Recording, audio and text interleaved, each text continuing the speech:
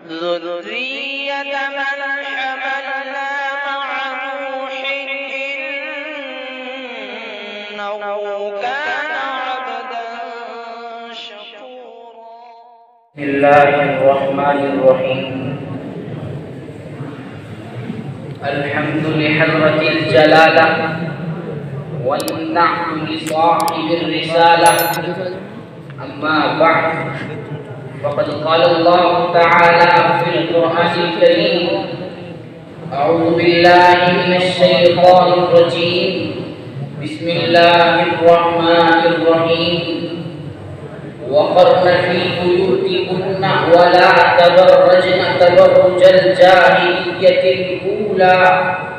صدق الله العظيم. محترم سامعین اکرام، آج بے پردگی کا ایک سیلاب رواں ہے. جس طرف نظر ڈالیے تو فحاشیت و عریانیت کے مناظر دکھائی دے رہے ہیں. آج ہمارا معاشرہ مغربی تہذیب کے شانہ بشانہ چل رہا ہے اور ہر میدان میں بلا ضرورت اپنی جنسی خواہشات کی تکمیل کے پس منظر میں عورتوں کو بے لگام چھوڑ دیا جا رہا ہے. فحاشیت و عریانیت کا فتنہ ایک فیشن بن گیا ہے اور آج مسلم معاشرے نے اسلامی تہذیب کو بے حیثیت سمجھا تو یہ فتنہ بآسانی گھروں میں داخل ہو گیا، جس کی وجہ سے یہ فتنہ روز بروز زور پکڑ رہا ہے. تو کبھی مغرب نعرہ لگاتا ہے پردہ ہٹاؤ ترقی کرو، تو خود عورتیں بھی بے پردگی اور بے حیائی کا فخر محسوس کرنے لگی. فحاشیت و عریانیت کی بنیاد پر روز بروز جرائم کا بازار گرم ہوتا جا رہا ہے اور یہ فتنہ رفتہ رفتہ لا علاج معصور بنتا جا رہا ہے، جس کی وجہ سے کئی لڑکیاں شادی سے پہلے ماں بن رہی ہیں. چنانچہ مولانا نظر الحفیظ صاحب نے بھی اپنی کتاب مغربی میڈیا اور اس کے اثرات میں یوں رقم دراز ہے کہ اس فتنے کی وجہ سے 1969 میں برطانیہ کے اندر 11-12 سال کی لڑکیوں نے بچوں کو جنم دیا.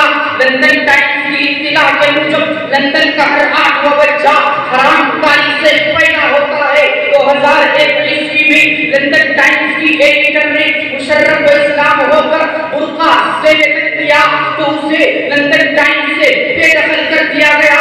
2003 عیسوی میں اسلامی حکومت کے زوال کے بعد افغانستان میں مسابقہ منعقد ہوا جس میں بے پردگی اور بے حیائی کا ننگا ناچ ناچا گیا.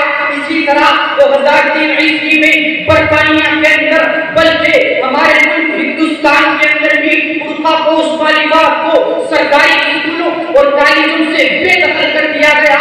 الغرض اس بے پردگی کی بنا پر ہزاروں انسانیت سوز واقعات رونما ہو رہے ہیں. خوف خدا دلوں سے نکلا جا رہا ہے. تعلق معاملہ کی بنیادیں کمزور پڑ رہی ہیں. انسان نجات والے راستے کو چھوڑ کر عذاب کے راستے پر رواں دواں ہو رہا ہے. اس فتنے کی وجہ سے مہلک بیماریاں جنم لے رہی ہیں. اخلاق نسواں کا جنازہ نکلا جا رہا ہے.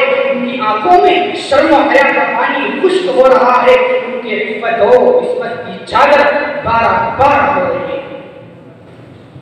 سامعین محترم، آخر جس فحاشیت و عریانیت کے یہ نتائج ہیں جس سے انسانیت کا سکون غارت ہو رہا ہے، اس کا حل اور اس کا جب ہم اس حوالے سے قرآن و حدیث کی ورد گردانی کرتے ہیں تو معلوم ہوتا ہے کہ اس کا علاج یہ ہے کہ قرآن تعلیم